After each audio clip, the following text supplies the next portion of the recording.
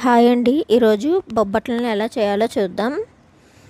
మనకు సరిపడా పిండిని సగం మైదా, సగం గోధుమ పిండి తీసుకొని రుచికి సరిపడా కొద్దిగా సాల్ట్, నెయ్యి వేసుకొని కొద్దిగా వాటర్ వేసుకొని బాగా మెత్తగా కలుపుకోవాలి. పప్పు కోసం పచ్చెనగపప్పుని 1 గంట ముందే నానబెట్టుకోవాలి. పప్పు ఉడకడానికి ఒక 3 to 5 విజిల్స్ పెట్టుకొని పప్పును బాగా ఉడికించుకోవాలి. బాగా ఉడికిన పప్పులో బెల్లం, మనకు రుచికి సరిపడా బెల్లం, మనకి యాలకులు దంచి వేసుకోండి. ఒక 2 టేబుల్ స్పూన్ నెయ్యి వేసుకొని బాగా కలుపుకోవాలి.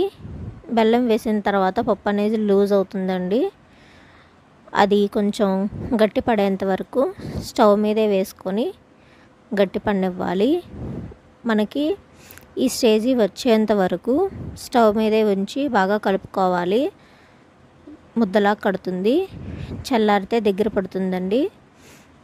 పప్పు చల్లారిన తర్వాత మనకి సరిపడా సైజులో బాల్స్ అయ్యి కట్టుకొని మనకి ముందుగా పిండిని కూడా మెత్తగా పెట్టుకున్న పిండిని కూడా బాల్స్లా కట్టుకొని దాంట్లో మధ్యలో వేసుకొని చపాతీలాగా మనకి కావాల్సిన సైజులో ఒత్తుకోవాలి. తర్వాత ప్యాన్ హీట్ అయిన తర్వాత దాని మీద వేసి నెయ్యి వేసుకొని బాగా కాల్చుకోవాలి. దీనికి నెయ్యి చాలానే పడుతుంది. నెయ్యి వేసుకోవడం వల్ల టేస్టీగా ఉంటుంది అండ్ హెల్త్కి కూడా మంచిది. నెయ్యి ఎంత వేసుకుంటే అంత టేస్టీగా ఉంటుంది.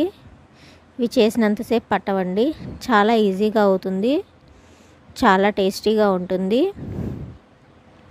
అటు ఇటు బాగా ఎర్రగా కాల్చుకోండి.